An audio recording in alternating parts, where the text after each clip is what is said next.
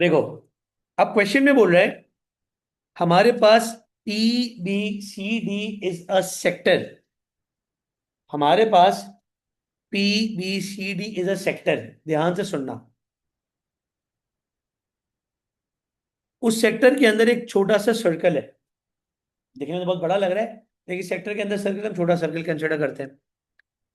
अब एक चीज हमारे पास बार बार बार बार रिपीट हो रही है। वो क्या रिपीट हो रही है? वो ये है, जब आपके पास सर्कल के साथ दो टैंजेंट लाइन होती है। कौन सी? ये वाली, ये वाली। जब सर्कल के साथ दो टैंजेंट लाइनें होती हैं और उनके साथ रेडियस कनेक्टेड है,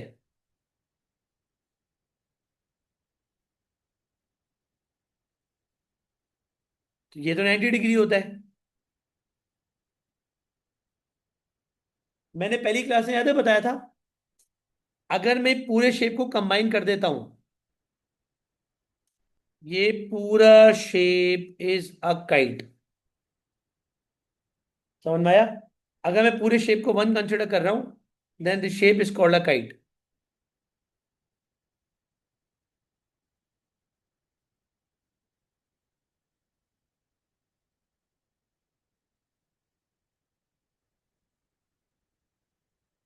काइट की खास बात क्या है? Dotted line is line of symmetry. Symmetrical line है, शेप को इक्वली डिवाइड कर रही है। ऐसे ही भाई, तो एंगल कितना है? पाई अपॉन 3 डिवाइडेड बाई 2 कितना हो जाएगा? ये पाई अपॉन 6 हुआ, ये पाई अपॉन 6 हुआ। यहां तक समझ में आ रहा है? तरीका समझ में आ रहा है? ऐसे ऐसे करके कर रहा हूँ। हसान आपको वहां बैठना पड़ेगा, उसको नजर नहीं आ रहा। हाँ, उसी पे बैठे। यहां तक सही है भाई? Pi upon 6। All clear? सवाल में बोल रहे हैं show that P A is equal to this. इसका मतलब है working will be without calculator. अब विदाउट कैलकुलेटर का मतलब लिटरल विदाउट कैलकुलेटर नहीं होगा। इसका मतलब आप जो वर्किंग करोगे वो रूट शूट के फॉर्म में छोड़ोगे। ठीक है ना? डेसिमल में इग्नोर करना। चल, अब हम आते हैं हमारे काम के ऊपर। अब मैंने लाइन पक्की बना दी। मैं कह सकता हूं O A P is a right angle triangle. गलत तो नहीं है बात? इसके अंदर ओ से लेके ए इज 4, ओ से लेके ई इज ऑल्सो 4। ठीक है। एंगल के सामने वाला पार्ट क्या होता है? ऑपोजिट। 90 के सामने वाला हाइपोटेन्यूज और बेस। तो ऑपोजिट और बेस की बात चल रही है। मैं लिखूंगा tan theta opposite upon base, tan pi upon 6 is equals to O A upon A P. अच्छा, 10 पाई अपॉन 6 कैलकुलेटर से निकालो रेडियन मोड में। बताओ क्या आ रहा है?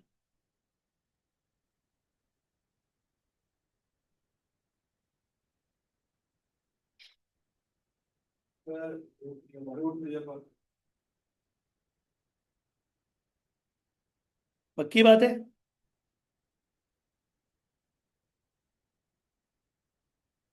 ठीक है? यहां तक 10 पाई अपॉन 6 √3/3 आ रहा है। क्रॉस मल्टीप्लाई करो।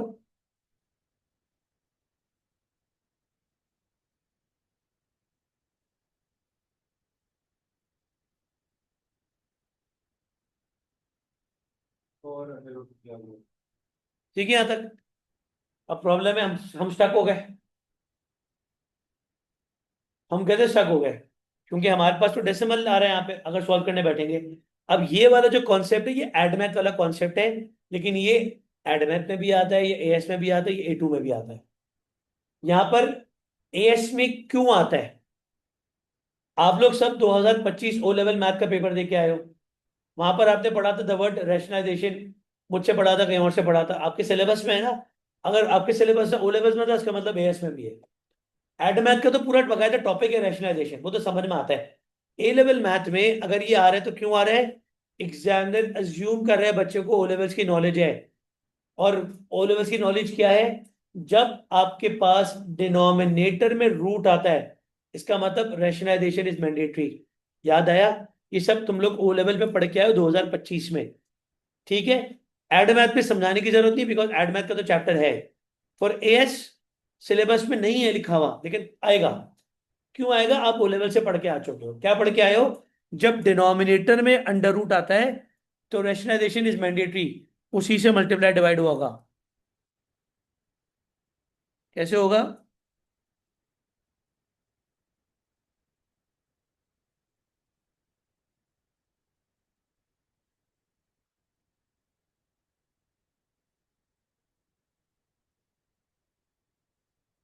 अब कुछ बच्चे हमारे पास ऐसे हैं जिसने 2024 में ओ लेवल मैथ पढ़ा था, उनको तो शायद याद नहीं होगा।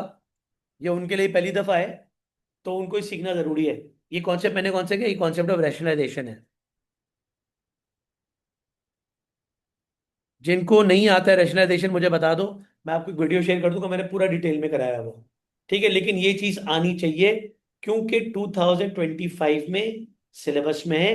अब राइट नाउ मेरी क्लास में आप एड मैथ में एएस में हो, आपको दोनों का आना चाहिए, क्योंकि आपके सिलेबस का पार्ट बन गया है। क्लियर हो गया यहाँ तक? ठीक है। सर डायरेक्ट कैलकुलेटर में आ रहे तो भी नहीं दिखा सकते, राशि करना जरूरी है ना? बिल्कुल जरूरी है, वर्किंग मैंडेटरी होती है इसकी। अब ओके। देखो ये, लेट सपोज अगर 1 मार्क का है तो डायरेक्ट करो, लेकिन अगर 4-6 मार्क का आ रहा है तो वर्किंग मैंडेटरी है। एंड शो करके दिखाए ना, पीबी इज 12, पीबी इज 12। उसके लिए थोड़ा डायग्राम को हमें साफ सुथरा करना पड़ेगा।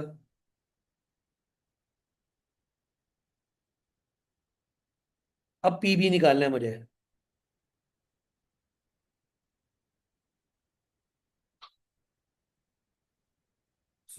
वालेकुम सलाम। क्या निकालना है? पीबी निकालना है। ध्यान से देखो, सिर्फ यहाँ पीबी निकालना है। कैसे निकालोगे?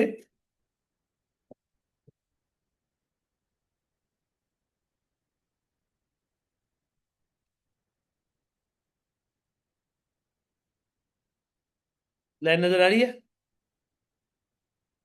जो लाइन पीबी है वही लाइन पीसी है, राइट? अब सबसे पहले मैं गलत कर रहा हूं, बच्चों के जहन में सबसे पहले ये ख्याल आता है ये 4√3 है। ये तो निकाल चुके हैं ना हम। तो पीबी के लिए लोग क्या करते हैं? सबसे कॉमन गलती, बोलते हैं यार ओ से लेके सी रेडियस 4 है, ओ से लेके रेडियस 4 है, ओ से लेके 4 है, तो उसका मतलब ये भी 4 होगा। गलत। लोग के जहन में आता है कि हम ए बी ऐड करके 4 करेंगे हमारा पीबी हो जाएगा। गलत है। देखो 12 शो करना है, बन ही नहीं सकता। Not possible. Why not possible? Because ये सर्कल का कर्व है, तभी यहाँ पे रेडियस 4 है। ये थोड़ी सर्कल का कर्व का पार्ट है। तो सर हमारे पास ओ सी तो है, हम पी ओ निकाल लें तो वो सही नहीं रहेगा? जी नहीं होगा। अब बेस्ट तरीका पता है क्या है? बेस्ट तरीका ये है, आप हमेशा क्या करो, सिंप्लीफाई इस तरह करो ताकि आपकी वैल्यू गलती ना आए। कौन सा सिंप्लीफाई करो? आप यहाँ पे क्या लोगे? आप पी से लेके सी लोगे, बिकॉज सवाल में लिखा हुआ है P B and D is a large sector. सवाल की बिल्कुल स्टार्टिंग में बता दिया था उसने। तभी ये भी रेडियस है, ये भी रेडियस है। तो मेरे पास ओ से लेके सी क्या है? रेडियस 4। तो मुझे पी ओ निकालना पड़ेगा with the help of a calculator. मैं पी ओ निकाल लूंगा। पी ओ में ओ सी ऐड करूंगा तब जाके पी बी बनेगा। सही है? कैसे करेंगे ये तुम्हें मालूम है? जरूरत ही नहीं बीटा बीटा की। पाइथागोरस थ्योरम करो, डायरेक्ट आसान रखो। Pythagoras theorem, right angle triangle दो साइडें मालूम है, पाइथागोरस थ्योरम लगाओ।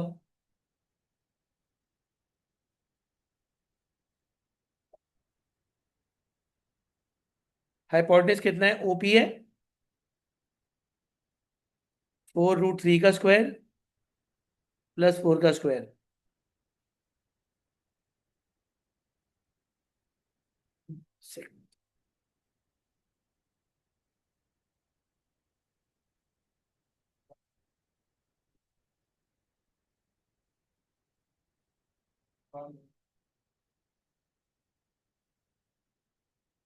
ओपी आ गया 8। जवाब लड़े से रहा कि जवाब की मैंने आवाज बंद कर दी यहाँ पे। ओपी 8 आ रहा है।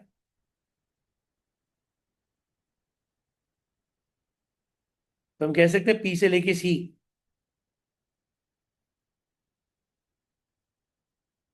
ये शो करना था। जी, सबको यहां तक समझ में आया? क्लियर हो गया? किसी पार्ट में प्रॉब्लम तो नहीं हो रहा? अब आ जाओ डायग्राम पे। ये थे बच्चों वाले सवाल। अब आते हैं कुछ मर्दों वाले सवाल पे। अब क्वेश्चन में बोल रहा है second part, find area of shaded reason. आसान तरीका है, थोड़ी सी कॉमन सेंस है। वो क्या? हाँ, हम पी बी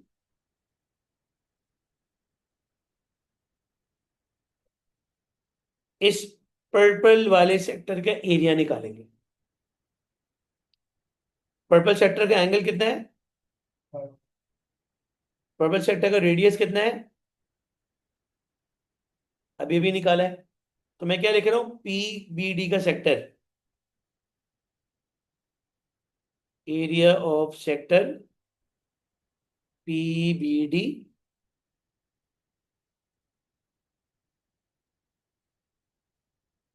हाफ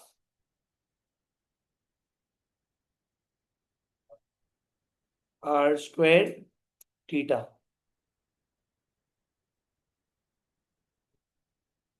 ये क्या बन जाएगा ये?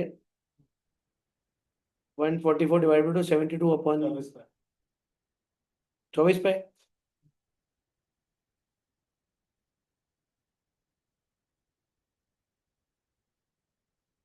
ठीक है, 24 पे यहां तक क्लियर है। अब डायग्राम में वापस ही आओ।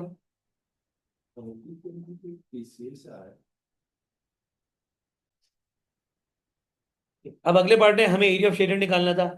तो याद है हमने शुरू में एक चीज पढ़ ली थी, वो क्या थी? P A O E is a kite. Kite का एरिया तो हमारे सिलेबस में नहीं है, हम ब्रेक करते हैं। क्या हो जाएगा? Area of triangle O P A. इस ट्राइंगल ओ पी ए का मैं एरिया निकालूंगा, half into A P into O A.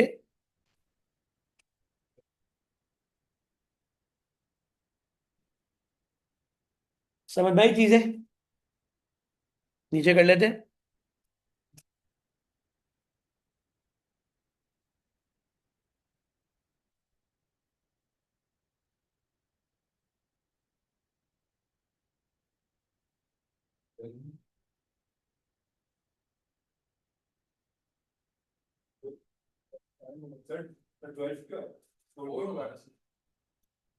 Sorry 4, sorry.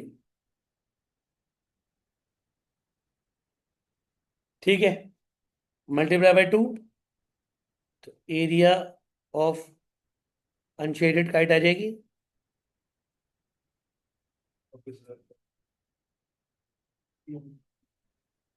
हमें क्या निकालना है एंड में? एरिया ऑफ शेडेड पार्ट निकालना है।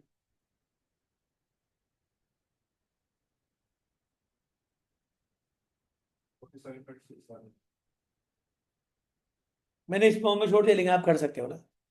जी, यहां तक सबको समझ में आया? अब इसके बाद हम लास्ट पार्ट करते हैं। लास्ट पार्ट में क्या बोल रहे हैं? Parameter of shaded. Parameter of shaded समझाने से पहले, करने से पहले, कुछ छोटी मोटी चीजें मैं आपको बता देता हूँ। शेडेड में हमेशा सम ऑफ एक्सटर्नल बाउंड्री है। ये जो कर्व है, this is not part of parameter. ये curve is not part of parameter. समझ में आना? पैरामीटर क्या होता है? एक्सटर्नल बाउंड्री, बीच वाली बाउंड्री है नहीं। पैरामीटर क्या? ए से लेके बी, ई से लेके डी। ये पार्ट 4, ये पार्ट 4, और ये जो कर्व नजर आ रहा है ये पार्ट आर्क लेंथ। तो क्या हो जाएगा? 1 2 3 4 5, पांचों का ऐड करोगे पेरीमीटर बनेगा। अब A B and E D समझाने की जरूरत है, बी डी समझाने की जरूरत है। दो चीजें पता है आपको, ये तो ऊपर ऊपर निकल आएगा। यहां से लेके यहां तक कितना था? याद है 12 था, याद है 12 था। अब जो बच्चे कह रहे 12 - 4 वो गलत कह रहे हैं, नहीं होगा। क्यों नहीं होगा? बिकॉज पी से लेके हमने 4√3 बनाया है। 12 में से 4√3 माइनस करोगे तो जाके ये पार्ट बनेगा। समझ में आया? मैं नीचे लिख लेता हूँ, डायग्राम के नीचे कॉपी कर लेता हूँ ना।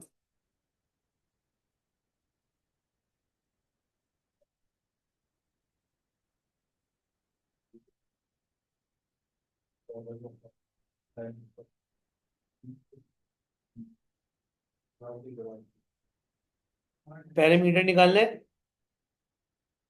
पैरामीटर हो जाएगा ए से लेके बी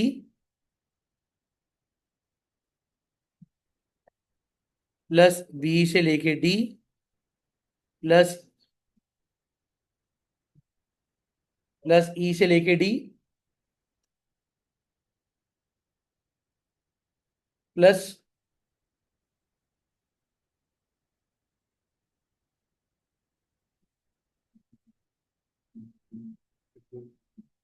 ए ओ प्लस ओ ई। दो चीज आपको हाथों हाथ पता है, वो क्या है? ये है। अब मुझे बी डी निकालना है, आर्क लेंथ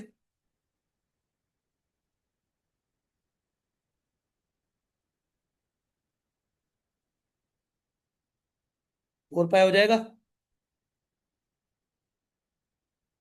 और उसके बाद पी से लेके डी इज 12, पी से लेके ई इज 4√3। तो ई डी कितना हो जाएगा? यही बनेगा, 12 - 4√3। यही है। पैरामीटर कैसे निकालेंगे?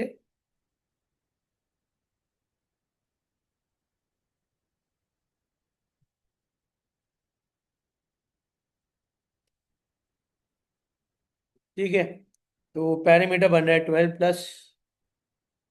12 24 + 8, 32 - 8√3 प्लस 4 पाई।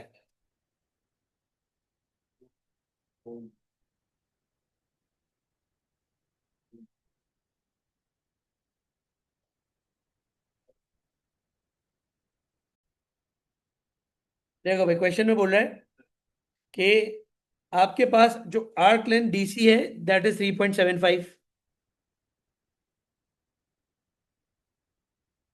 रेडियस तो पूरे सवाल में सेम रहेगा ना? समझ में आया? रेडियस गिवन है, आर्क लेंथ गिवन है, तो क्या लगेगा? S equals to R theta. Arc length 3.75 है, रेडियस इज 5 है। एंगल थीटा निकाल सकते हैं। बताओ थीटा कितना आ रहा है? 0.75। एक मार्क का आसान वाला है। ठीक है, चलो ट्राई मारो जल्दी से। देखो, मैं ये बताना चाह रहा था,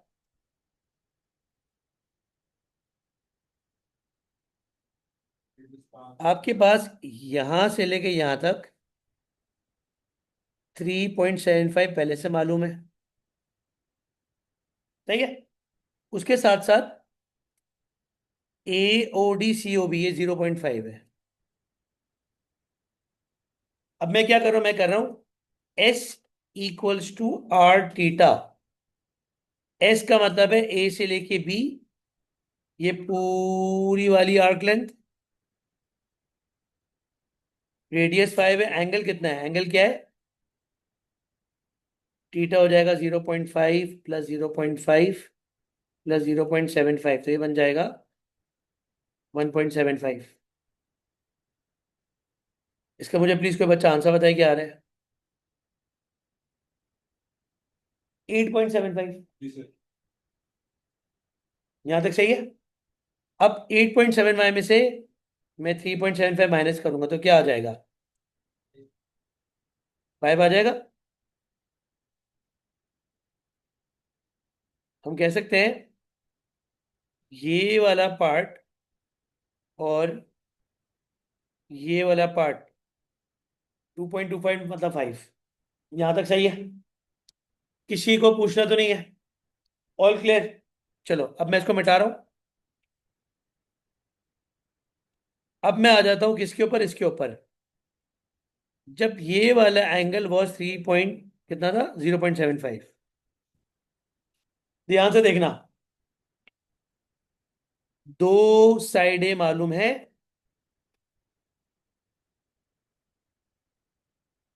जब दो साइडें मालूम है, बीच का एंगल मालूम है, तो ये पार्ट कैसे निकालते हैं, कोसाइन लॉ से निकाला जाता है, ओ लेवल में पढ़ा था ना। जब दो साइडें मालूम है, बीच का एंगल मालूम है, तो क्या लगाया जाता है, कोसाइन लॉ फॉर साइड। तो मैं निकाल रहा हूँ डीसी,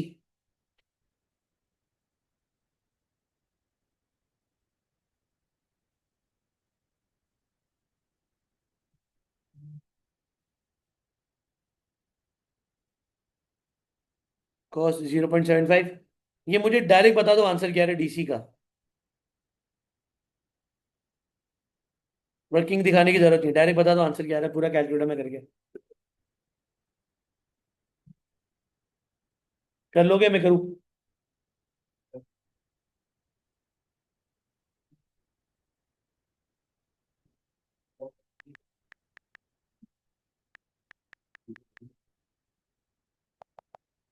रास्ते में आ रहे हैं वो ट्रैफिक जाम है तो सुना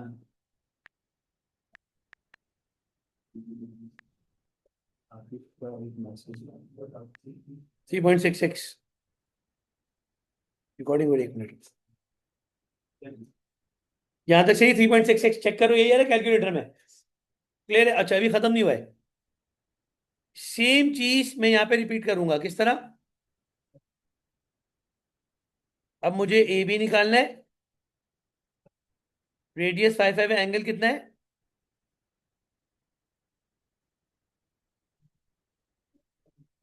अब वही चीज रिपीट होगी, एंगल कितना है 1.75 के साथ, ऐसे हो जाएगा।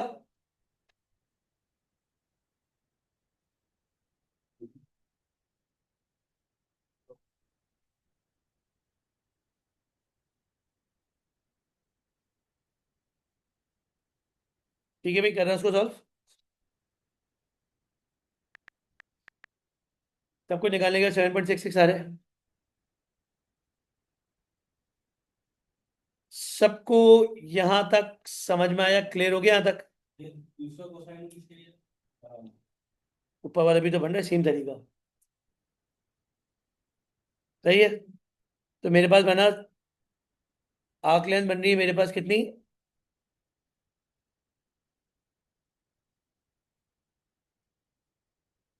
आर्क लेंथ कितनी निकाली थी हमने, 8.5। इस तरीके से हमारा पैरामीटर निकलेगा। हाँ हाँ, देखो भाई, आपकी बात क्वेश्चन में बोल रहे, ध्यान से सुनो। The parameter of shaded region P Q R is 100, इसका मतलब है, पैरामीटर का मतलब हुआ P Q plus P S plus S R plus R Q equal to 100 है। अब पी एस और आर क्यू आर आर के बराबर है,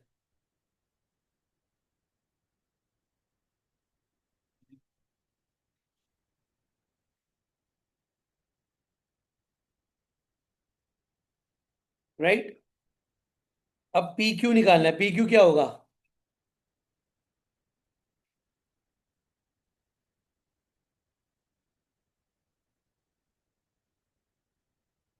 पी क्यू हो जाएगा 3 आर टीटा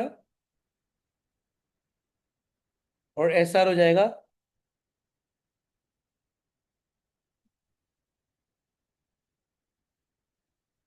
यहां तक सही है।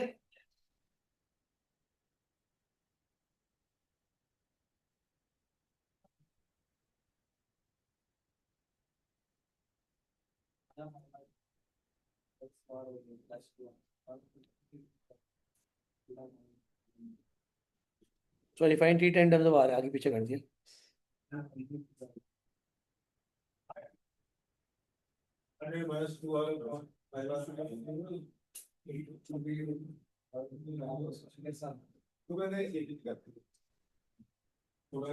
आ गया भी find it in terms of R. इधर तक सही है। अगला part, area of shaded region. ठीक है, एरिया ऑफ शेडेड क्या हो जाएगा,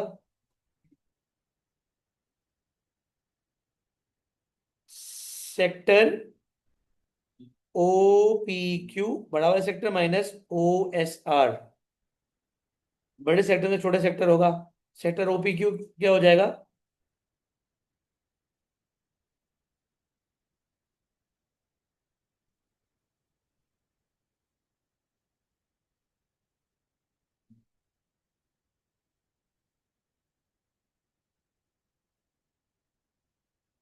हो गया भाई।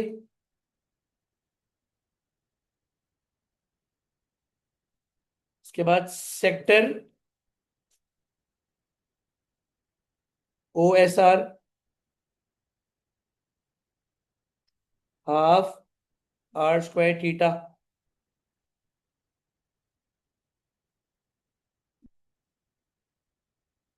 इधर तक सही है। शेडेड क्या हो जाएगा,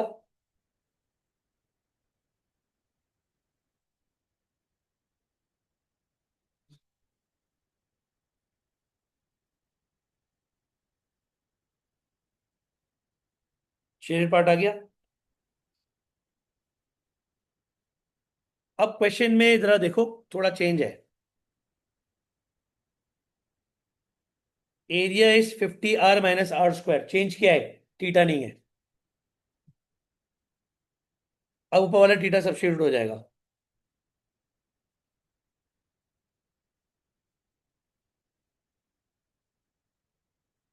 थीटा के बदले क्या है, 100 - 2r/5r।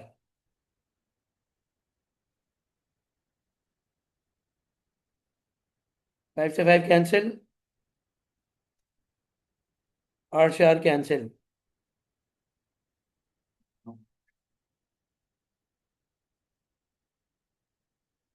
एक्सपैंड कर लो।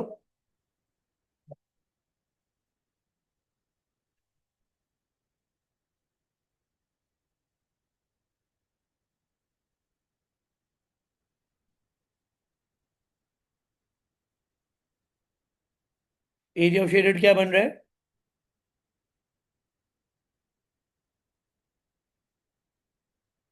यही बन रहा है।